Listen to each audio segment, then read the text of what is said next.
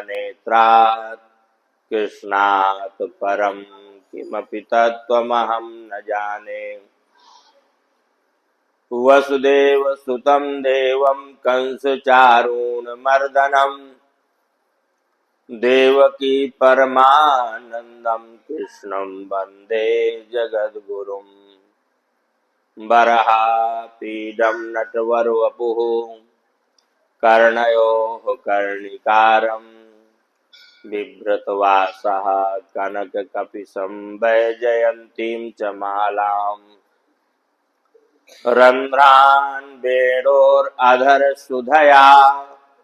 पूरयन् गोपवृन्दैः बृन्दारण्यं स्वपदरमणं प्राविशद्गीतकीर्तिः।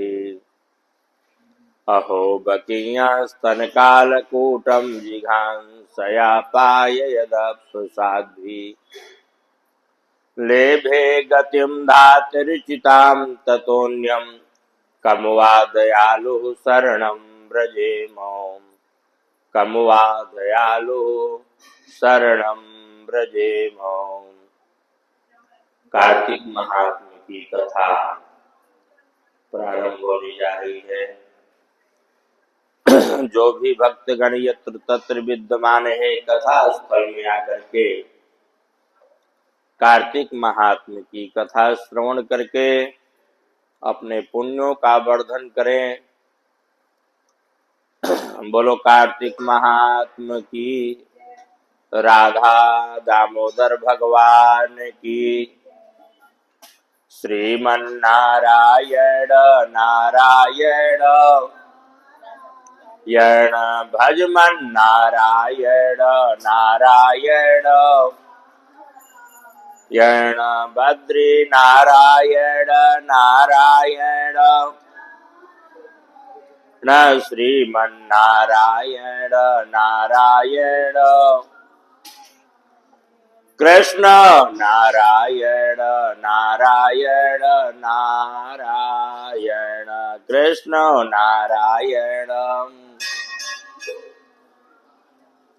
फल है, कोई फल है दे दो कोई। नारायण बद्री नारायण नारायण नारायण बद्री नारायण यण श्रीमन्नारायण नारायण नारायण भजमन नारायण। बोलो लक्ष्मी नारायण भगवान की। आज कार्तिक कथा महात्म्य में हम लोग कौन से दिन 19वां। एक दिन तुम आई नहीं ना, इसलिए 18 लग रहा है। हाँ, 19वें दिन में हम लोग प्रवेश कर रहे हैं। आज गंगा अवतरण की कथा के बारे में राजा पृथु ने नारद जी से प्रश्न किया। जब गंगा जी का इतना बड़ा महत्व बतलाया नारद जी ने कि गंगा गंगे तियो ब्रूयात योजना नाम सतैरपि, 100 योजन से भी अगर गंगा गंगा नाम ले लिया जाता है तो वह प्राणी समस्त पापों से मुक्त हो जाता है। एक दो बार नारद जी ने भी कहा कि गंगा जी विष्णुपदी माने भगवान विष्णु के पैर से उत्पन्न हुई है। तो गंगा जी का इतना बड़ा महत्व सुन करके महाराज पृथु कहते हैं कि महाराज, गंगा जी कहाँ थी, इस मृत्यु लोक में क्यों आई, इनके आने का कारण क्या है और इनको कौन लाया, ये सारी कथा मैं आपसे सुनना चाहता हूं। किसने कहा? राजा पृथु ने कहा नारद जी से। तो नारद जी कहते हैं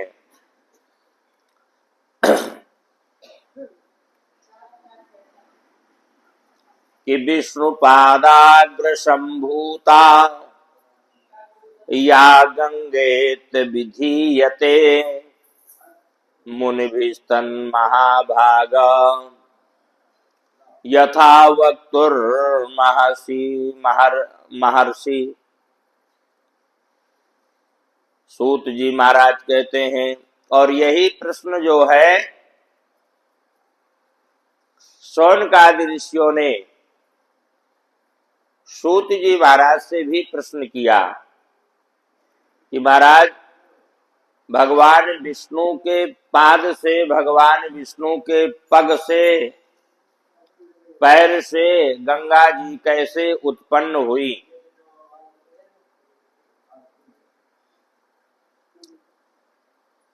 शौनकादि ऋषियों ने सूत जी महाराज से पूछा।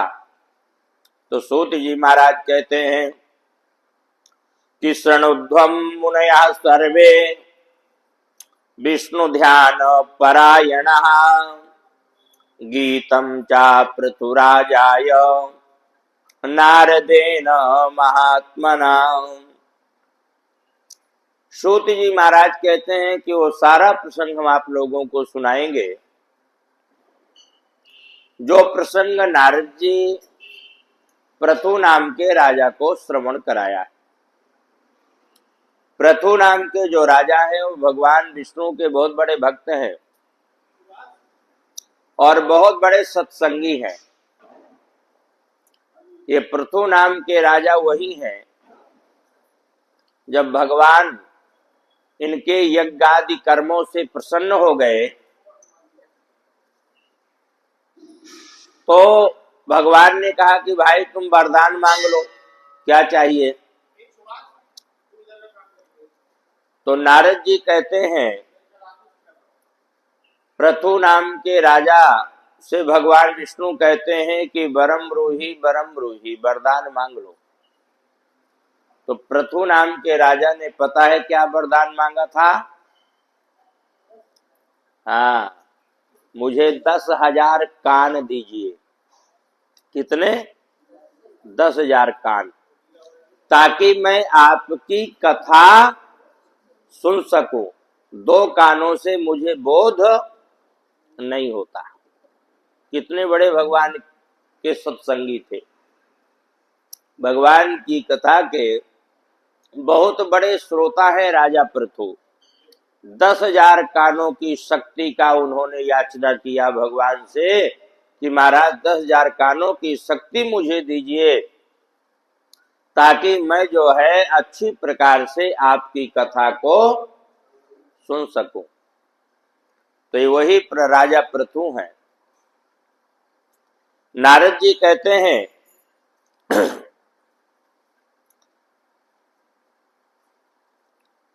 कि उपाख्यानम महापुण्यम वदताम शृण्वताम तथा।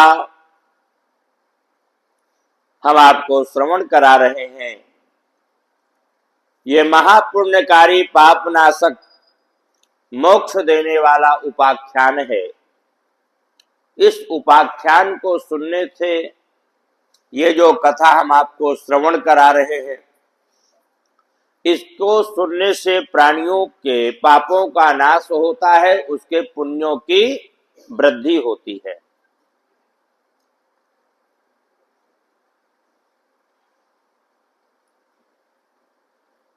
कहते हैं कि इंद्रादि देवताओं के पैदा करने वाले कश्यप मुनि एक हुए हैं। कश्यप मुनि,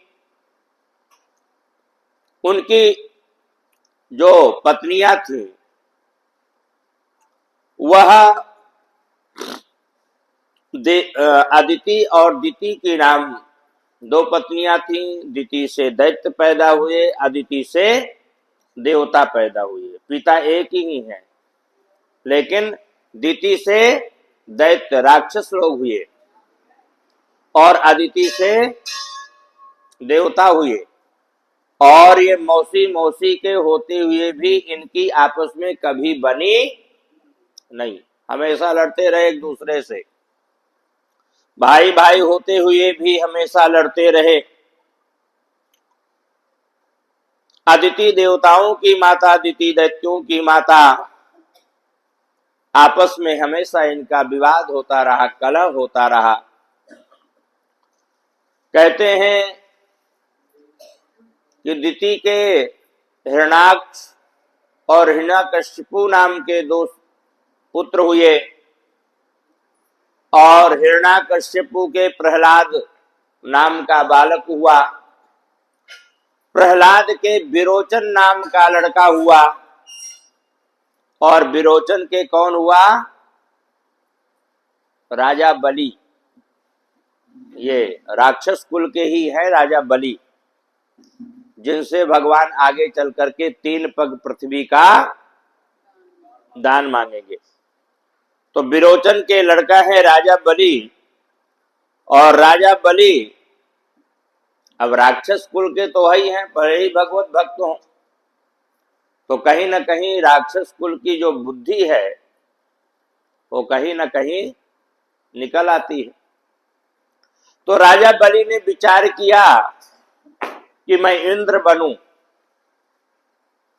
और देवताओं से युद्ध करने का उन्होंने इरादा किया।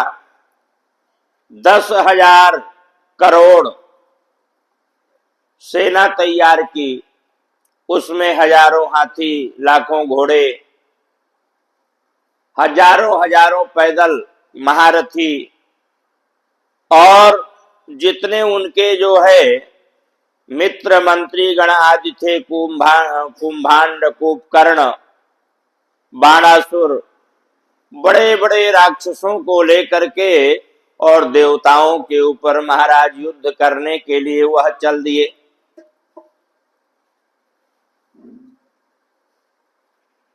बड़ा भयंकर युद्ध हुआ है। छत्रों से आकाश को लांघते हुए उनकी सेना राजा इंद्र, जो देवराज इंद्र हैं, उनके जो नगर है अमरावती, वहां पर जो है पहुंच जाते हैं, और उनके सारे नगर को जो है यह असुर राक्षस घेर लेते हैं। देवताओं राक्षसों का घोर युद्ध हुआ। कल्पांत में मेघ और डिंडिम के समान युद्ध हुआ। बड़ा भयंकर युद्ध हुआ। असुर कहने लगे मारो काटो के बड़े बड़े शब्द हो रहे हैं, और इन शब्दों से और सेना से पूरा जो है लोग शब्दमय हो गया। देवता दैत्यों के बाणों से उठी अग्नि देख करके, और ऐसा लगता है जैसे अब ये ब्रह्मांड जल ही जाएगा। तो बड़े बड़े बम गिराते थे, बड़े बड़े बाण चलाते थे, अग्नि बाण, नाना प्रकार के अस्त्र शस्त्रों का उपयोग करते, तो ऐसा लगता था कि ये अब ब्रह्मांड गया। दोनों बड़ी भयंकर सेनाएं थी। संग्राम में दैत्यों के चलाए हुए पर्वतों को इंद्र ने अपने बाणों से काट दिया, चूर्ण कर दिया, और बड़ा भयंकर युद्ध हुआ है। देवताओं से राक्षस मारे गए, और जो राक्षस जहां रहा वहीं मारा गया। देवताओं ने समस्त राक्षसों को मारा, इधर उधर और जो भी छिपे हुए थे समस्त राक्षसों का वध किया। अमर भाव को प्राप्त देवता असुरों को ऊपर दौड़ते थे, इसके ऊपर मारे गए राक्षस सब मिल करके और बहुत से शस्त्रों से देवताओं को मारने लगे। उनके अस्त्र शस्त्रों के भी नाम पुराणों में दिया है। पत्थर, भिंदी पाल, तलवार, फरसा, तोमर, परिघ, छुरी, भाला, चक्र, शंकु, मूसल, अंकुश, लामपल, पट्टिस, सूल, कुठार, पास, बाण, मुदगर, इनसे राक्षसों को मारने लगे। रथ, हाथी, घोड़े, पैदल, बड़ा संग्राम हुआ है। देवता और राक्षस अनेक तरह के हथियार चलाने लगे। इस प्रकार हजारों वर्ष दारुण युद्ध होता रहा। यह युद्ध 1-2 दिन नहीं हुआ। कितने दिन हुआ? हजारों साल युद्ध चलता रहा, क्योंकि पहले जो है जो उम्र होती थी आदमियों की सतयुग में कितने साल होती थी? 1,00,000 साल। 1,00,000 साल आदमी जीता था। तो अगर 2, 4, 10, 20 हजार युद्ध में अगर निकल गए तो कोई फर्क पड़ता नहीं था। और कलयुग में मनुष्यों की आयु कितनी रह गई है? 100 साल का प्रमाण है। कोई 70 जाता है, कोई 80 जाता है, और कोई अंधियारे में ही टपक पड़ता है। तो कलयुग का कोई भरोसा नहीं है। कलयुग में केवल एक ही भरोसा है, क्या? कि कलयुग केवल नाम आधारा, और सुमिर सुमिर नर उतरहि पारा। कलयुग में केवल नाम का महत्व है। भगवान के नाम का आप संकीर्तन करते रहें, और यही नाम का जो संकीर्तन है, भगवान राम नाम की रूपी जो नौका है, यही बेड़ा पार कर देगी। यही भवसागर से पार करने का सबसे बड़ा साधन है भगवान का नाम लेना। तो इस प्रकार से हजारों वर्ष युद्ध चलता रहा। फिर राक्षसों का बल बढ़ने लगा। जब बहुत दिन हो गए युद्ध करते करते, तो घंटी कौन टप टप कर रहा है? बंद करा दीजिए ना, कमाल कर रहे भाई। तो इस प्रकार से देवताओं का युद्ध बढ़ता रहा, देवताओं का बल बढ़ा। राक्षसों को जो है उन्होंने जो है पराजित किया। नारायण भक्ति में लगे बलि दानव 3 लोक में राज्य भोग करने लगे। लक्ष्मीवान दैत्यों का इंद्र बलि यज्ञ करने लगा। स्वर्ग में इंद्र होकर दीपकाल के स्थानों में आप ही करने लगे। माने राक्षसों ने देवताओं पर विजय प्राप्त कर लिया, और जैसे विजय प्राप्त कर लिया तो देवता वहां से सब भाग गए अपना अपना घर बार छोड़ करके। अब ये राजा बलि जो है, किसी को तो वरुणालय दे दिया, जल मंत्रालय दे दिया, किसी को हवा मंत्रालय दे दिया, तुमको हवा चलाना है, तुमको अग्नि का कार्य करना है, तुमको जल का कार्य करना है, तुमको ये विदेश का कार्य करना है, तुमको ये करना है, तुमको ये करना है। और स्वयं इंद्र बन करके बैठ गया। देवताओं की माता जो अदिति है वो बड़ी दुखी हुई, क्योंकि देवताओं का सारा घर भर जो है घर बार छीन लिया राक्षसों ने, और वो बड़ी दुखी हुई। क्यों? क्योंकि देवताओं की माता है अदिति। जब पुत्र पर कोई कष्ट आता है तो सबसे पहले माता को पीड़ा होती है। तो माता को बड़ी पीड़ा हुई कि देखो मेरे पुत्र इधर उधर भटक रहे हैं, और अब मैं इस स्थान में नहीं रहूंगी, मुझे भी ये स्थान छोड़ देना चाहिए। ऐसा विचार करके हिमवान पर्वत गई और इंद्र के राज्य और दैत्यों की हार की इच्छा करती रही। वहां जाकर के उसने तपस्या किया, और इंद्र के राज्य और दैत्यों की हार की इच्छा करती रही। विष्णु में ध्यान लगा करके हमेशा तपस्या करती रही।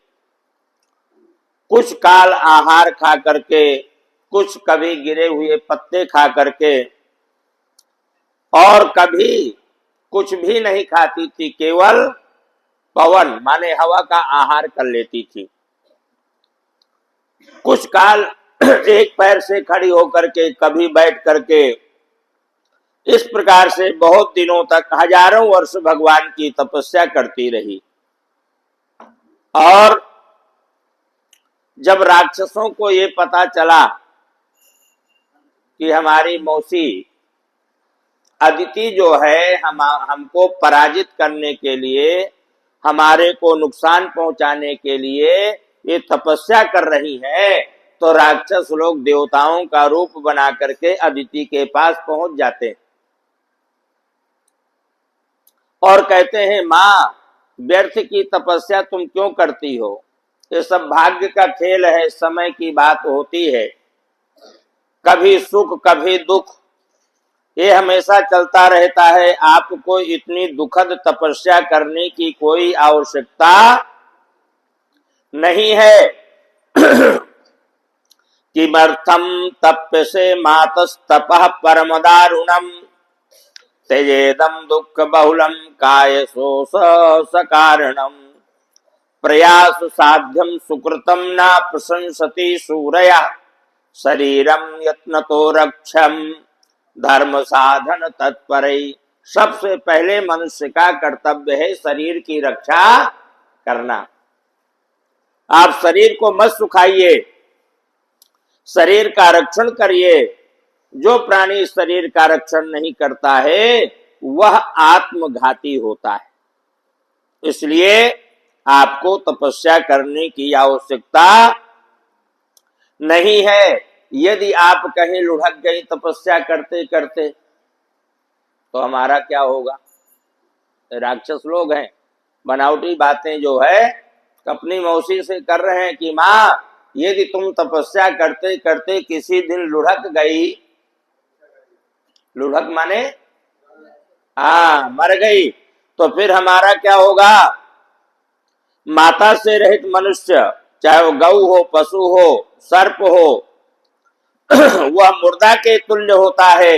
दरिद्री रोगी कोई भी हो, माता के पास जब वो रहता है तो वह परम सुख की प्राप्ति करता है। अन्न जल धन स्त्री से कभी मनुष्य विमुख हो सकता है, पर माता से मनुष्य कभी विमुख नहीं हो सकता। जिसके घर में धर्मयुक्त माता नहीं, पतिव्रता स्त्री नहीं, वह घर जो है वन के समान है। नारायण की भक्तिहीन, धर्म समीचीन, भोग रहित धन स्त्री पुत्र जैसे घर होता है वैसे ही माताहीन घर होता है। इससे माता तुम अपने लड़कों की रक्षा करो। इस प्रकार दैत्यों से कही हुई अदिति समाधि से चलायमान नहीं। खूब राक्षस लोग बनावटी बातें करते रहे, लेकिन अदिति की तपस्या टस से मस नहीं हुई। उसी प्रकार जैसे वो तपस्या कर रही थी उसी प्रकार वो तपस्या करती रही और उसकी तपस्या से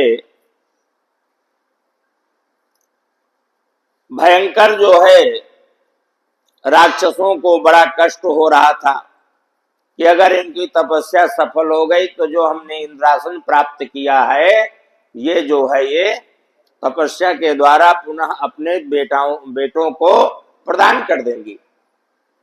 तो जब राक्षसी रूप से देवता बनकर के वो आए और नहीं मानी तो फिर उन्होंने अपने असली रूप को दिखाना शुरू कर दिया। राक्षस लोग अपने असली रूप में आ गए और बड़े जोर के शब्द कहने लगे और मुंह से महाराज अग्नि जो है जला दिया राक्षसों ने। जिस वन में माता अदिति तपस्या कर रही थी उस वन को चारों तरफ से राक्षसों के द्वारा उस अग्नि जंगल को जला दिया गया, लेकिन अदिति को किसी प्रकार का कोई नुकसान नहीं हुआ। वो भगवान विष्णु के चक्र सुदर्शन से रक्षित रही।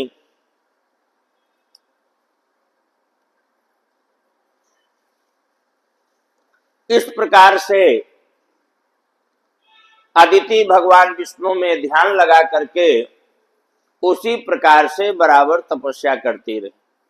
राक्षस लोग बहुत प्रयत्न किए कि इनको जो है हम तपस्या भंग कर दें, लेकिन फिर किसी प्रकार से उनकी तपस्या भंग नहीं हुई। ऐसा नारद जी पृथु नाम के राजा से एक कथा सुना रहे हैं। अब पृथु नाम के राजा बड़े सत्संगी हैं। अभी हमने कहा ना कि उन्होंने भगवान से 10,000 कान मांगा कथा सुनने के लिए। ये कथा क्या, हम लोग क्या सुन रहे हैं, ये कथा ही तो है। कथा का ही एक नाम है सत्संग। तो कलयुग में जो है सबसे बड़ा जो फलदायी है वो क्या है, सत्संग है। वैसे अन्य युगों में भी सत्संग फलदायी था। एक बार वशिष्ठ जी की और नारद जी, वशिष्ठ जी की और विश्वामित्र जी की आपस में बातारेसन हो गई, विवाद हो गया। वशिष्ठ जी कहने लगे कि भाई सत्संग बड़ा है, और विश्वामित्र जी कहने लगे, क्या बोले, तपस्या बड़ी है। जैसे अभी अदिति माता तपस्या कर रही है, विश्वामित्र जी कहने लगे तपस्या बड़ी है, और वशिष्ठ जी कहने लगे सत्संग बड़ा है। अब आपस में इनका विवाद हो गया, और इनके बराबर कोई विद्वान हो तो इनका निर्णय करे। ब्रह्मलोक को गए दोनों। ब्रह्मा जी कहने लगे महाराज आपको एक निर्णय करना है। ब्रह्मा जी तो पहले दोनों तपस्वियों को देखा, बोले महान तपस्वी हैं, और निर्णय में एक पक्ष को जो है नुकसान उठाना पड़ता है, एक पक्ष को हार माननी पड़ती है। तो महाराज हम इस समय किसी काम में बिजी हैं, हमको सृष्टि का बहुत अभी कार्य करना है, आप कहीं और जाकर के अपना निर्णय करवा लीजिए। ब्रह्मा जी उन दोनों ऋषियों का कोई निर्णय नहीं किया। कहाँ जाएं? बोले तुम चले जाओ भगवान विष्णु के पास चले जाओ। भगवान विष्णु के पास गए। भगवान विष्णु ने भी देखा, बोले कहिए ऋषिवर हो। बोले महाराज हम आपसे जानना चाहते हैं कि सत्संग बड़ा है कि तपस्या बड़ी है। बोले तो मुझे आज तक नहीं पता चला कि सत्संग बड़ा है कि तपस्या बड़ी है, और जब मुझे इस चीज की नॉलेज नहीं है तो महाराज मैं निर्णय नहीं दे सकता। फिर क्या हो? बोले तुम शंकर जी के पास चले जाओ। शंकर जी के पास गए। बोले आप मुझे ये बतलाइए कि सत्संग बड़ा है कि तपस्या बड़ा। अब शंकर भगवान सोचे कि कौन लफड़े में पड़े, हमें कहाँ समय खराब होगा, और एक कोई ऋषि असंतुष्ट हो गया तो वही जो है गाली देता हुआ चला जाएगा अंदर अंदर। इसलिए उन्होंने कहा कि भाई हम निर्णय नहीं कर सकते हैं, हमें जो है अभी कुछ कार्य है, आप जो है पाताल लोक में शेषनाग जी के पास चले जाओ। तो विश्वामित्र जी को और वशिष्ठ जी को कहां भेज दिया? पाताल लोक में शेषनाग जी के पास। अब शेषनाग जी के पास वो आए दोनों ऋषि, कहने लगे महाराज हम आपके पास आए हैं एक निर्णय के लिए। बोले कहिए क्या निर्णय? बोले आप उनको ये बतलाइए तपस्या बड़ी है कि सत्संग बड़ा है? शेषनाग जी कहने लगे कि मैं निर्णय अवश्य करूंगा आप लोगों का। अब जब इतनी मेहनत करके अब पाताल में आ गए आप लोग, तो निर्णय जरूर होगा, लेकिन आप लोग आराम से बैठिए, पानी वानी पीजिए। पानी वानी पिला करके स्वागत सत्कार किया शेषनाग जी ने। अब शेषनाग जी कहने लगे कि ये देख रहे हो मेरे सर में क्या है? बोले हाँ। बोले क्या है?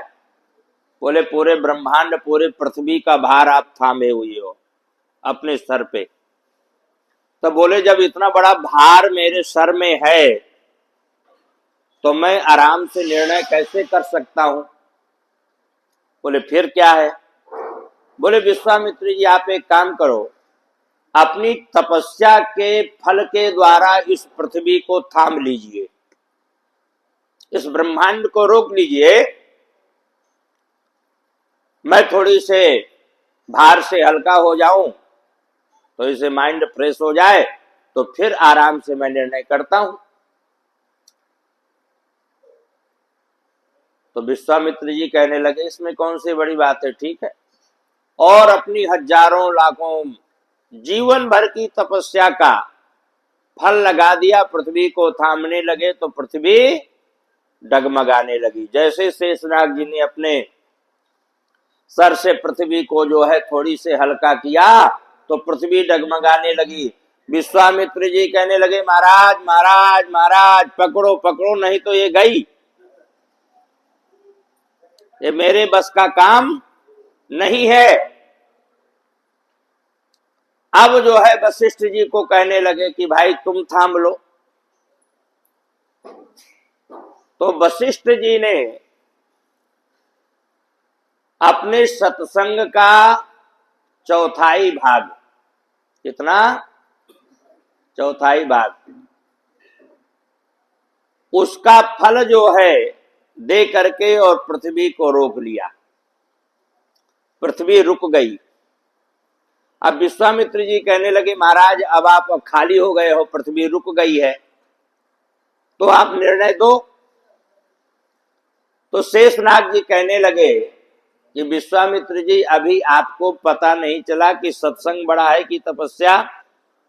आप तपस्वी हैं और तपस्या के द्वारा आपने इस ब्रह्मांड को रोक नहीं पाए, और वशिष्ठ जी ने सत्संग के द्वारा इस ब्रह्मांड को, इस पृथ्वी को रोक लिया। तो आपको समझ में आ जाना चाहिए कि सत्संग बड़ा है कि तपस्या बड़ी। इसलिए सत्संग बड़ा है, और इसलिए हम आप लोगों से कहते हैं कि जब कार्तिक की कथा प्रारंभ हो तो आप जो है इधर उधर जो घूमते रहते हो, इधर बत्ती लगाना उधर बत्ती लगाना, ये सब बंद करके यहाँ कथा में बैठा करो। क्यों? ये सत्संग है। आइए थोड़ी देर के लिए, कितना समय हो गया इस समय, कितना समय हो रहा है? 7 बज रहे हैं ना, 6:45। हाँ, तो 6:10 से शुरू होती है, 6 बजे मान लीजिए, और 6:45 तक चलती है। 45 मिनट का ही सत्संग होता है। इसके बाद आप सोचो कि हम बत्ती लगा करके और पूजा पाठ करके फिर बैठेंगे तो सत्संग मिलेगा, तो मिलने वाला नहीं है।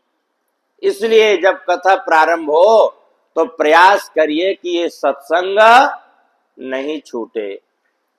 तो इस प्रकार से राजा पृथु ने यही सत्संग सुनने के लिए, यही कथा सुनने के लिए भगवान विष्णु से कितने कान मांगे थे? 10,000 कान मांगे थे कि मैं कथा सुन सकूं। और आप लोग 2 कान में ही कभी इधर भागोगे, कभी उधर भागोगे, कभी इधर भागोगे। ये उमा तो वैसे ही भागती रहती है, इसको तो पता नहीं, समझ ही नहीं आती। कई बार कह चुके कथा में बैठा कर ये लेकर के लोटा इधर उधर दौड़ती रहेगी। तो इस प्रकार से कथा बहुत ही जरूरी है। सबसे पहले कथा श्रवण करना चाहिए, अगर कथा हो रही है तो। बाद में अपना पूजा पाठ का काम करना चाहिए। तो इस प्रकार से अदिति महारानी तपस्या कर रही हैं, भगवान प्रसन्न होंगे, भगवान अदिति को आशीर्वाद देंगे। तो ये सारा प्रसंग हम आपको कल श्रवण कराएंगे। आज अपनी वाणी को यहीं विश्राम देते हैं। बोलो लक्ष्मी नारायण भगवान की, कार्तिक महात्म की, राधा दामोदर भगवान की, श्रीमन नारायण नारायण नारायण भजमन